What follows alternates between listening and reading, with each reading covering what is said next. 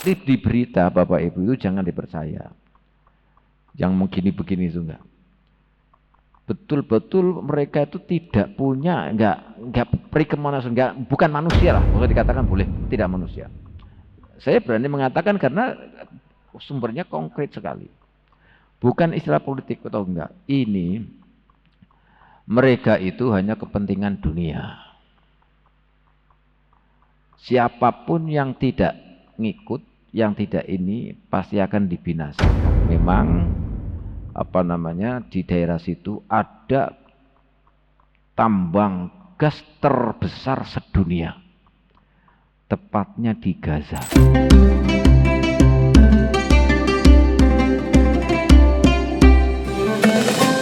Sejak perang yang sekarang ya, perang yang sekarang. Kalau sebelumnya saya belum mengikuti. Kalau yang sekarang dari awal pertama perang di Palestina saya mengikuti terus. Karena waktu itu saya belum pulang. Saya masih di sana. Dan kebetulan ada teman saya yang kuliah dengan saya, dia asli dari Gaza. Dan waktu itu pulang ke Gaza. Dan alhamdulillah dia menjadi perwakilan kita sekarang satu-satunya yang ada di sana yang menerima atau menyalurkan bantuan. Itu kawan kita di sana. Satu alma mater kuliah bareng dengan kita, sehingga kita tahu betul keadaan di sana dari beliau itu.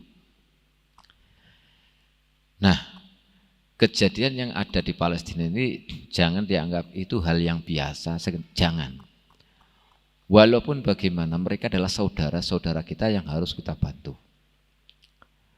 Sebuah keajaiban, tidak ada apa-apa di sana itu. Jangan dikira di sana katanya dibantu ini, senjata ini, tidak ada Bapak Ibu, gak ada. Murni, karomat di sana itu banyak sekali. Saya pernah dengar cerita itu bahwa mereka punya senjata, ternyata berapa ton senjata diluncurkan oleh Israel itu enggak meledos. Banyak senjata yang enggak meledos. Bom yang besar-besar itu kok meledos. Tapi dengan anugerah Allah mereka punya pemikiran atau otak yang cerdas. Bom itu kemudian diolah dibuat senjata. Tuh. Susah sekali di mana masuk jadi sedunia. Tepatnya di Gaza.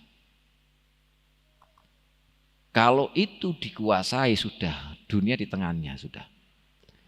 Tetapi orang Gaza itu enggak mau seperti itu, karena itu anugerah Allah. Ya nanti seperti Yaman sekarang, dikabarkan yang tidak apa semuanya. Padahal sumber daya alam di sana gas, emas, perak itu ada semuanya di sana, tapi dibuat terpuruk. Ini memang dunia sejarahnya seperti ini, dari dulu seperti itu. Mulai dari Nabi Adam sampai sekarang ya begitu namanya. Kalau enggak itu enggak asik. Makanya kita sebagai orang muslim yang iman percaya dengan Nabi Muhammad SAW harus yakin bahwa kita pasti menang. Pasti menang. Mereka enggak ada istilah agama yang itu cuma di mulut. Kalau ada istilahnya perdamaian dan itu cuma di belakangnya enggak ada sama sekali kalau kita tahu itu. Sangat-sangat kejam sekali. Orang di baris sudah hamil, di baris ini titip berondong satu di depan keluarganya. Kurang apanya itu? Dipenggal pel ininya di depan keluarga, di depan anaknya, sehingga anaknya trauma dan itu banyak sekali. Ini bukan bohong loh, ini bukan bohong. Itu memang kabar dari sana. Kita aja merinding sekali kadang-kadang kita itu sampai di luar ini, masya Allah tuh. Saya punya teman di sana sampai sekarang, masya Allah, mudah-mudahan panjang umur kita bisa menyalurkan semuanya. Masih ada di sana. Di Gaza, masya Allah. Tapi ini jangan kemudian menyurutkan doa kita, menyurutkan bantuan kita ke sana, jangan. Karena ini fitnah akhir zaman, ujian bagi kita siapa yang percaya sama Allah. Kenapa di sana begitu? Satu ekonomi, nomor dua memang secara riwayat dari dulu pembunuhan para nabi ya di situ.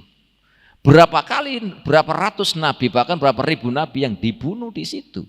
Jangankan Gaza bukan nabi, nabi aja dibunuh di sana. Nabi-nabi itu dibunuh di sana. Makanya Masjidil Aqsa itu Di sekeliling Masjidil Aqsa itu semuanya adalah nabi-nabi itu. Banyakkan mayoritas nabi-nabi itu yang dimakamkan di sana. Nabi-nabi. Jadi bengis sekali.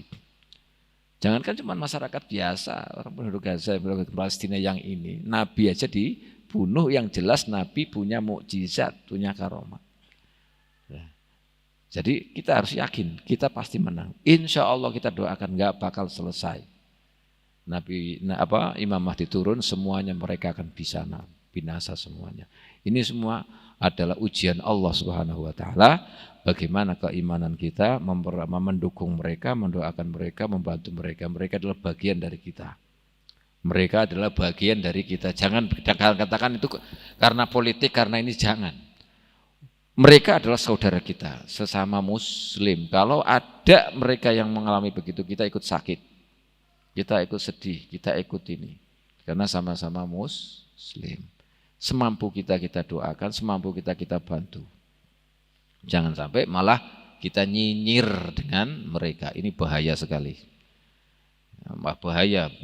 Bahayanya menggoyangkan iman kita. Karena walaupun bagaimana mereka itu adalah saudara-saudara kita.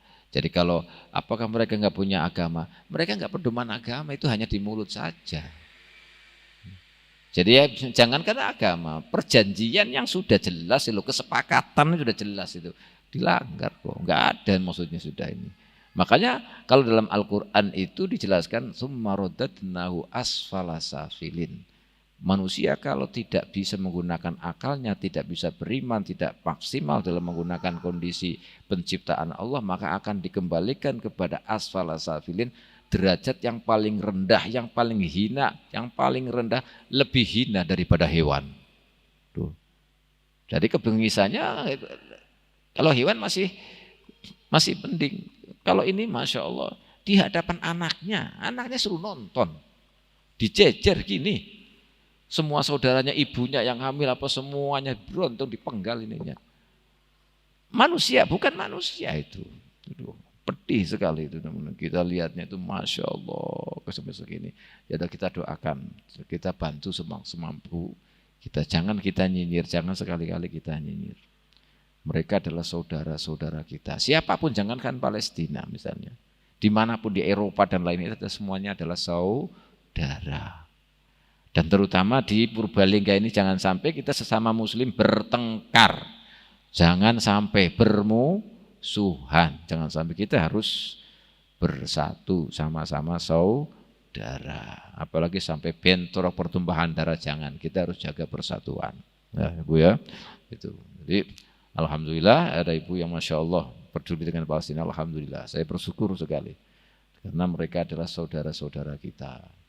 Jadi kita sementara ini sampai sekarang ya ada teman yang ada di sana. Jadi kita bisa konsultasi langsung.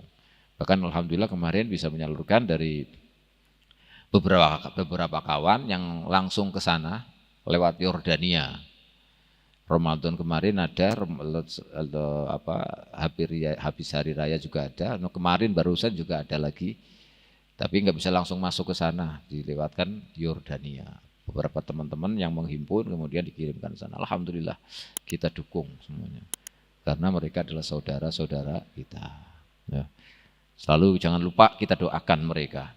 Kita bantu mereka sebisa kita.